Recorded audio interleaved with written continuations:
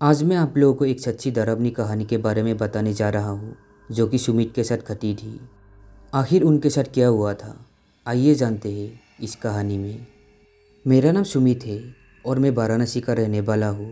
आज मैं आप लोगों को मेरे गांव की एक सच्ची भूतिया कहानी के बारे में बताने जा रहा हूँ, जिसे पढ़कर आप लोगों को काफ़ी हैरानी होने वाली है।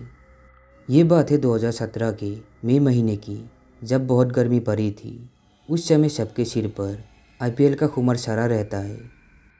मैं भी आईपीएल देखकर सोने के लिए लगभग रात के 12 बजे सोने वाला था, लेकिन गर्मी के कारण मैं अकेले छत पर खटिया लेकर सोने चला गया।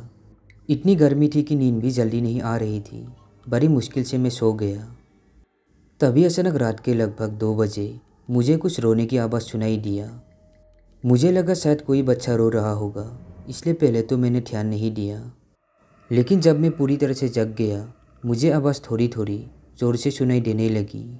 तभी मैंने गौर से सुना तो वो आवाज़ किसी बच्चे की नहीं लग रही थी, बल्कि वो आवाज़ किसी महिला की लग रही थी। फिर मैंने उठकर देखने का सोचा। अंधेरा होने के कारण मुझे मेरा मोबाइल नहीं मिल रहा था। कुछ देर अंधेरे में हाथ फेरने के बाद मुझे खटिया के नीचे मोबाइल मिल गया, जो कि खटिया के नीचे गिर गया था। उस रोने की आवाज़ को सुनकर मैं काफ़ी ज़्यादा डर गया था।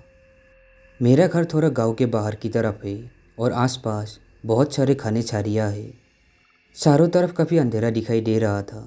तभी मैंने मोबाइल का फ्लैशलाइट जलाकर उन छारियों की तरफ जब देखने की कोशिश किया तो मुझे ज़्यादा कुछ दिखाई नहीं दे रहा था, लेकिन जितना कुछ भी दिखाई दे रहा था वो काफ़ी डरावनी थी।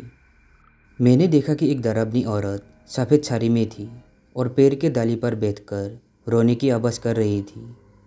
ये सब देखकर मेरी धड़कन काफ़ी ज़ोर से धड़क रहे थे।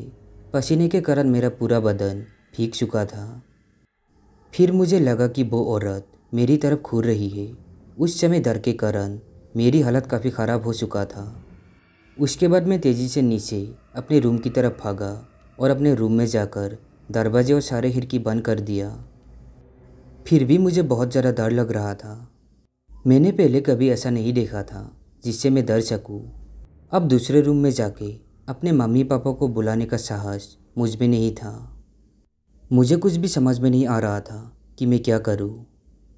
पूरी रात मुझे नींद नहीं आई और ऊपर से इतनी गर्मी। सारी रात जगने के बाद सुबह सुबह कब मैं सो गया पता भी नहीं चला। उसके बाद लगभग 8 बजे दरवाज़ा खटखटाने की आवाज़ सुनाई दिया। जब मेरी नींद खुली तो रूम में अंधेरा था, क्योंकि रात को मैंने सारे खिड़की और दरवाजे बंद कर दिए थे। जब मैंने दरवाज़ा खोला तो बाहर मेरी मम्मी थी। मेरी मम्मी ने मुझसे पूछा कि इतनी देर तक क्यों सो रहे हो। तभी मैंने सारे घर वालों को बीती रात की घटना के बारे में बताया। तभी मेरे पिताजी ने बताया कि वहाँ पर कुछ आवाज़ें उन्होंने भी बहुत बार सुनी है और 1-2 बार उन्होंने भी उस डरावनी औरत को देखा है। इस घटना को बीते हुए लगभग 2 साल हो चुके हैं, लेकिन अभी तक उस रात को मैं नहीं भूल पाया हूँ। जब भी मैं उस घटना को याद करता हूँ तो मेरी रूह तक कांप जाती है। उस दिन से मैं छत पर कभी भी नहीं सोता हूँ। ये थी मेरी कहानी। आशा करता हूँ कि आप सभी लोगों को पसंद आई होगी। तो दोस्तों, हमारी आज की ये कहानी कैसी लगी कमेंट में ज़रूर बताना। अगर आपके पास भी ऐसी कोई कहानी है जो शेयर करना चाहते हैं, डिस्क्रिप्शन बॉक्स में मेरा ईमेल आईडी है, उस पर शेयर कर सकते हैं। साथ ही मेरे चैनल को सब्सक्राइब ज़रूर करें ताकि आप लोगों के पास मेरा वीडियो आती रहे। आज के लिए बस इतना ही।